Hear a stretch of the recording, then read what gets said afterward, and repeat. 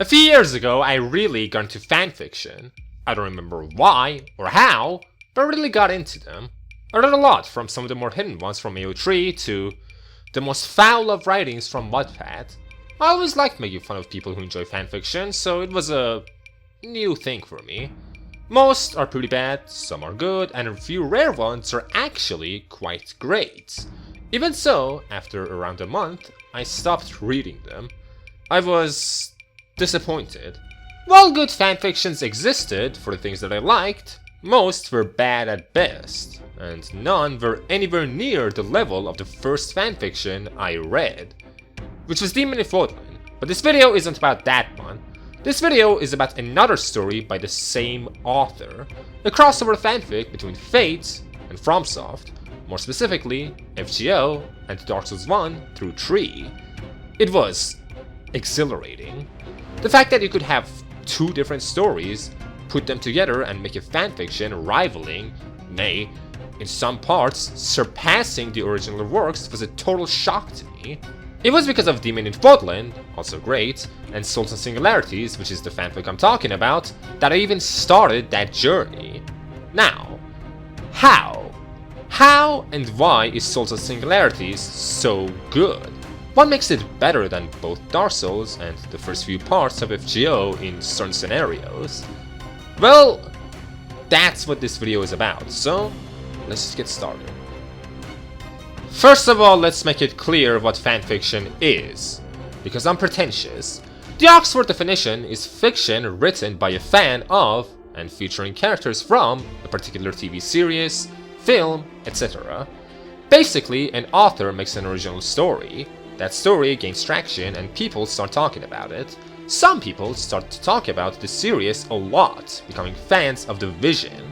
One of those fans might decide to create a story using the same characters, rules, or world building, thus making up a fanfiction.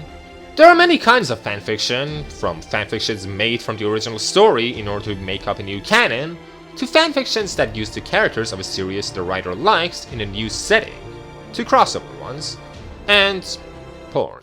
A lot of porn. People can share these stories in different sites, like AO3, Wattpad, and even Space Battles. Fanfiction doesn't just have to be text either. It can be a comic, a song, or even an animated series. In short, fanfictions are how a lot of people express their passion for a piece of fiction. And as you can probably guess, most are garbage.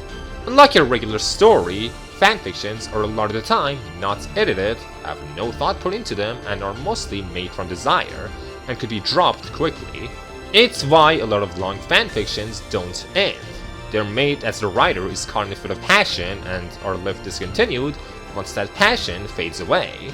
Which is what makes Souls and Singularities such an anomaly. A fanfiction with over 2.5 million words started in 2021 with 10,000 word chapters that come out weekly, sometimes sooner, sometimes later. And that's not even getting to the other fanfictions that Mundatorum, the writer of Souls and Singularities, writes. For reference, the entire Lord of the Rings trilogy is 480,000 words. That is the kind of monster we're dealing with. So, is such a series even worth it? Yes, it's worth it. Before actually talking about the fanfiction itself, let's first talk about the original works, which are FGO and Dark Souls. FGO, Fate's Grand Order, is a gacha game. More than that though, it's a visual novel. In it, you, the master, are in an organization called Chaldea.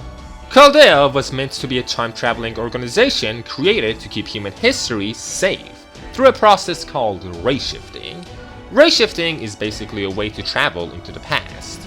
To help with this, masters summon servants, entities from history with superpowers, like Heracles, Sasaki Kojiro, Odysseus, and whoever else. These servants can be pretty much anything you can imagine. There are some rules as to what you can summon, but because this is Fate, every rule has an exception, so rules mean nothing. Because of the nature of FGO, you can have historical and mythological characters from all over the world exist in one place. Despite that, you, the master / Ritsuka Fujimaru, are entirely human. No superpowers, no secret bloodlines, nothing. Just an ordinary human. More specifically, an idealized human.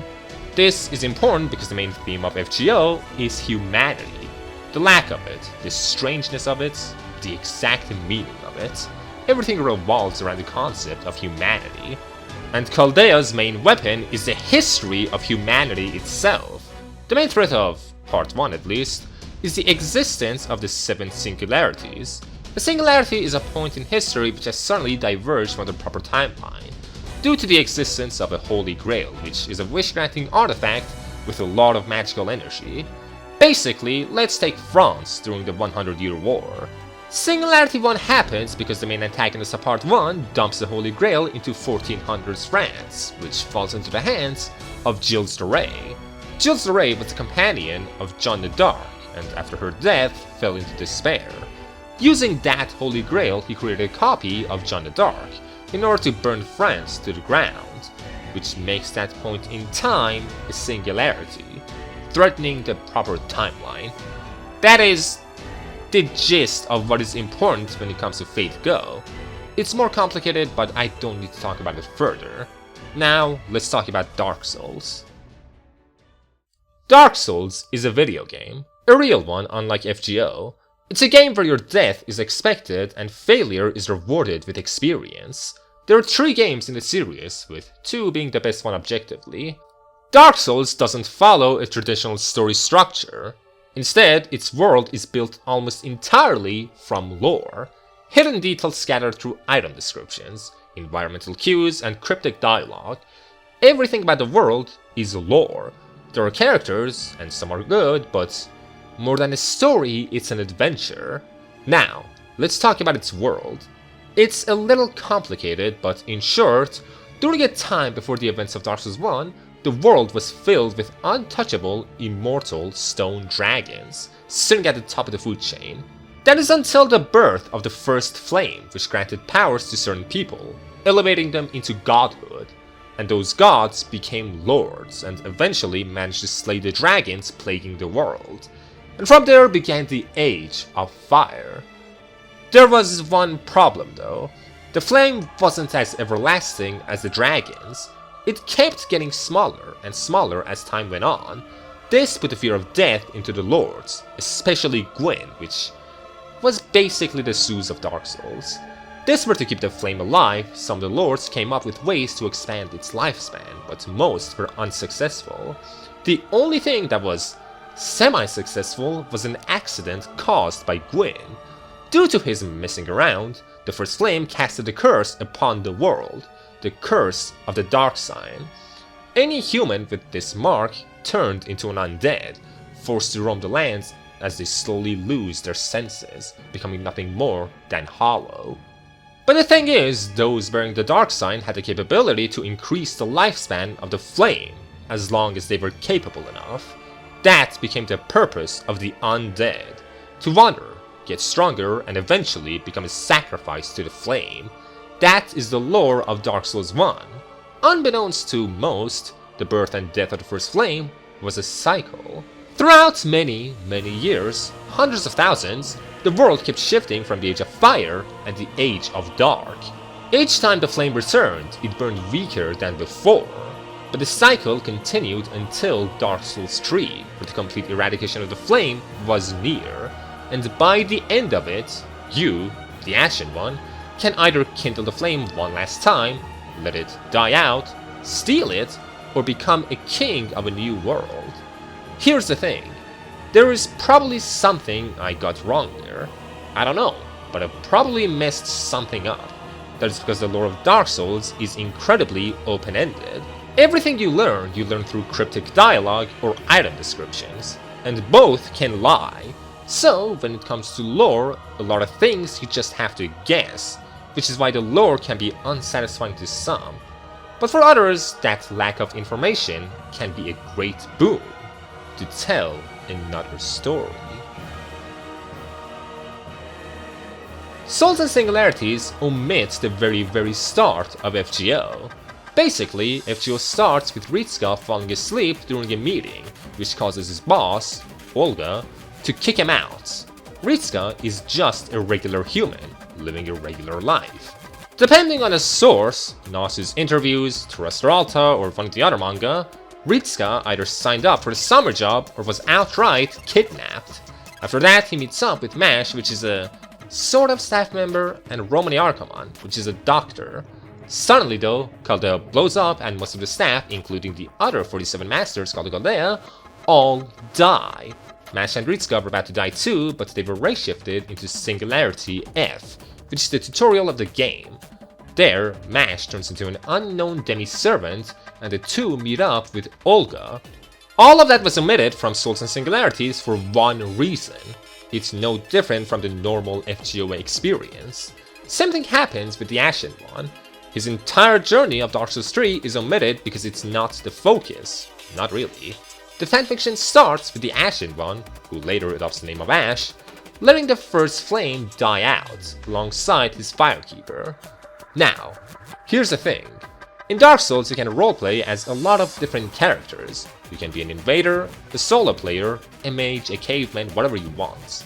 In this story, Ash is a warrior of sunlight pyromancer, basically someone who helps others out by teleporting into their world. He feels the call of a summon, same as always, and decides to help out a stranger one last time. And that stranger turns out to be Ritsuka and his gang. And from there begins Souls and Singularities. I'm not gonna go through everything that happens, this isn't that kind of video.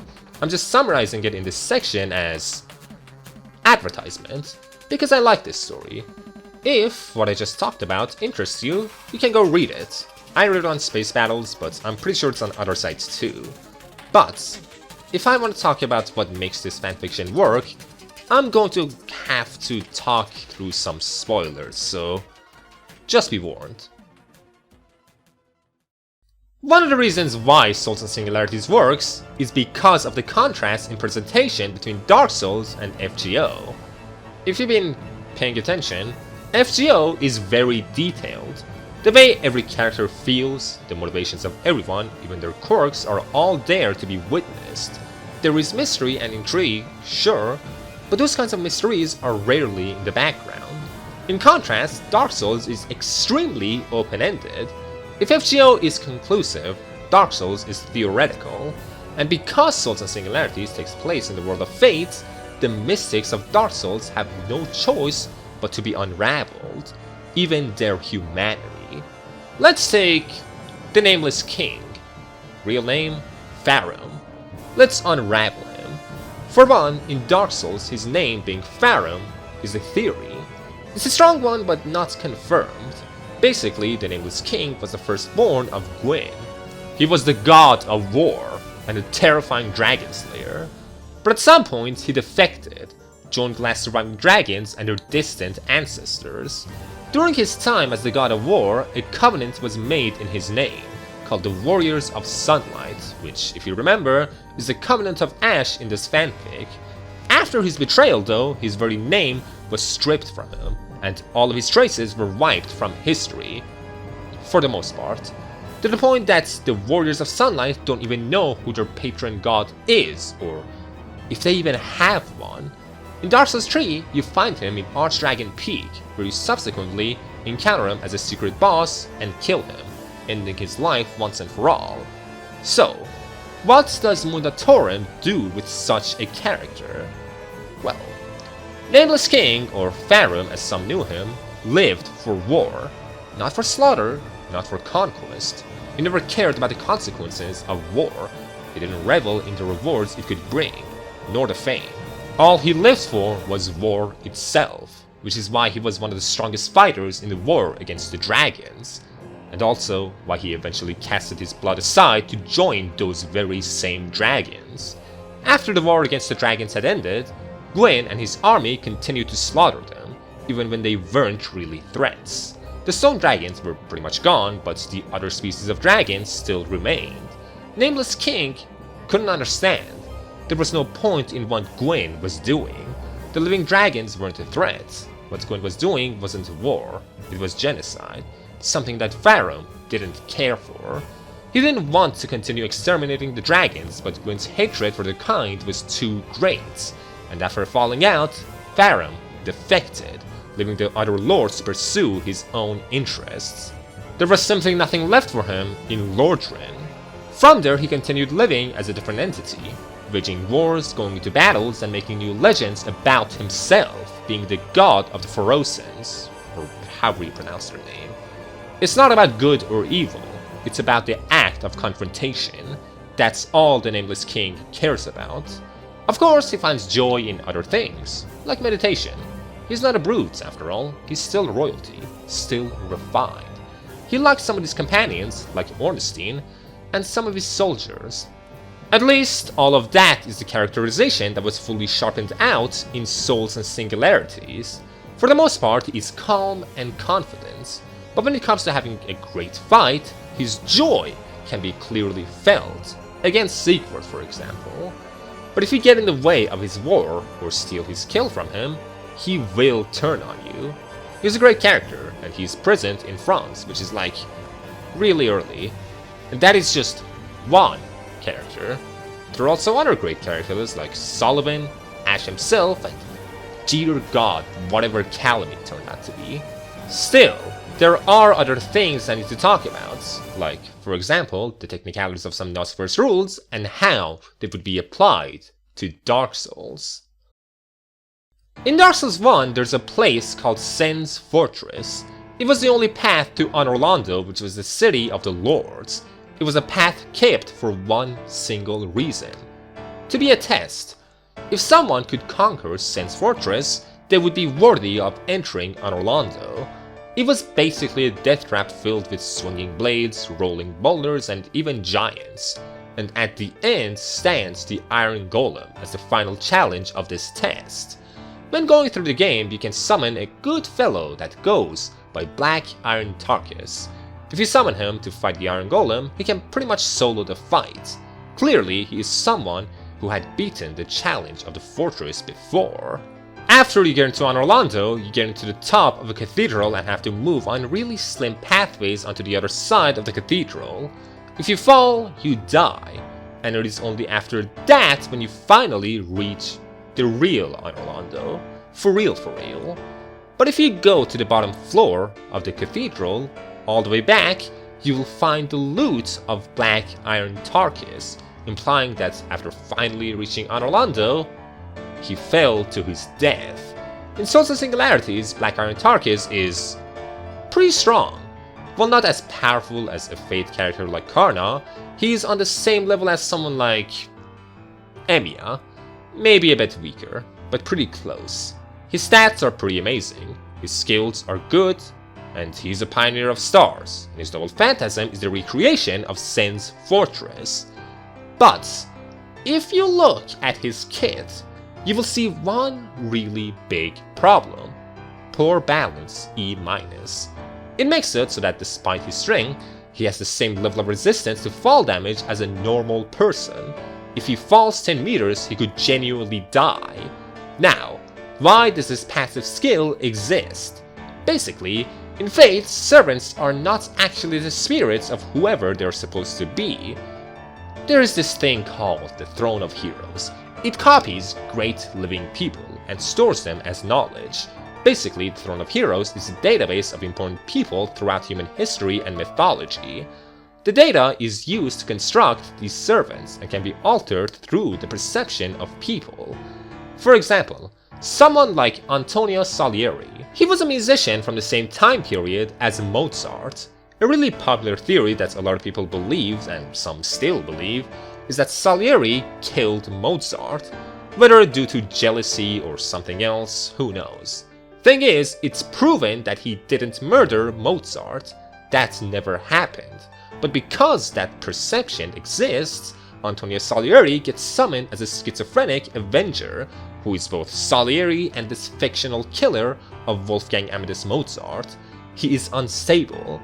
Because some people viewed him as a murderer, the Throne of Heroes summoned him as a murderer. That doesn't mean that a regular version of Salieri can't be summoned, at least as far as we know. But this is the Salieri we have. In the same way that these falsehoods can be recorded in the Throne of Heroes, a well-known part of a legend or history can be embellished. Jason was the leader of the Argonauts. The Argos were a collection of Greek heroes that sailed the seas alongside Jason. Some came and went, some stayed for a while, some didn't. Overall, a lot of heroes joined it at some point, from Heracles to Medea to Canis to many more. But compared to them, he was always weak. Really weak. Even so, he managed to make a surprisingly charismatic leader. So charismatic, in fact, that as a servant, he can summon heroes of the Argos using his noble phantasm. Only if they wish to be summoned. Everyone only really knows Jason as the leader of the Argos, and the Argos have some of the most iconic heroes aboard its vessel, so him being the quote-unquote master of them all makes it so that as a servant he can summon those powerful heroes to fight by his side. Now, imagine the same sort of embellishment, but in negative. That is what happened to Tarkus. The contrast of him conquering Sin's fortress to him dying immediately to fall damage as soon as he gets to Anor Londo is simply too great. So eyebrow-raising that his death caused him to gain a debuff that renders him obsolete against a ladder. That is what I mean by the rules of Nasuverse. It's all wacky in a really weirdly sensible way. And Mundotorum manages to integrate the cast of Dark Souls into this world incredibly well. And he has to, because it's these types of little details that make the whole fanfiction feel so immersive. Singularities 1 through 5 of FGO are some of the worst stories in Faith Go. Not all of them are bad per se, but compared to everything that comes later, they're pretty mid to bad. It's something that every FGO player will agree on. Then you have Dark Souls. Despite having great lore, the games themselves have little story. There's atmosphere, but the plot isn't put in the forefront. Because of that, a lot of characters are just letters in item descriptions, and others don't talk at all. You just kill them. It's a little saddening. But with a fanfiction like Souls and Singularities, both of these issues can be tackled. With a story-oriented experience like FGO, Dark Souls characters can be actually characters instead of lore. And with so many new toys at his disposal, Mundotorum boosts the enjoyability of early FGO considerably. He actually makes those chapters fun. Take for example, Septum. Septum is possibly the worst chapter of Faith Go, nay, the worst chapter of real life. It's a story about ancient Rome. It is only there to glaze narrow. There is no substance here. Everything is rushed, there are zero memorable moments, and it barely even has an antagonist. Souls and Singularities can solve all these problems. The Septum of FGO and the Septum of Souls and Singularities are barely similar to each other. They have some of the same characters, but for the most part, they are two completely different stories. For one, you add an actual villain, like Aldrich. Next, you give him some strong servants as allies, like the Duke of Seldora. And because this is a fanfiction, you can go wild and add some other Fate characters into the mix too, like Arash and Gareth. Point is, due to the fact that early FGO sucks, no one will complain if you rewrite some of these chapters. And because Dark Souls lore characters seem interesting and not used, you can use those characters to spice up some of these storylines. You do have to be careful though. Something that a lot of crossover fanfics struggle with is balancing the passion of two different IPs. A lot of times, fanfic writers take a character from a story they like, put them to a story they like less just to self-insert as them, or they portray one series as stronger, more interesting, or simply better than the other series. It's a balancing act, and I think that Mundotorum manages it pretty well. Dark Souls is a little gray, just a little, glazed in terms of power scaling, but if you want to make an interesting story, you need to equalize both worlds to some extent. Maybe not fully, but at least partially. It is only by paying attention to these sorts of things that Mundotorum manages to make a fanfiction better than the original work. At least when it comes to early FGO and the usage of characters in Dark Souls. Which I don't really blame Dark Souls for, to be honest, it's not very strong to do.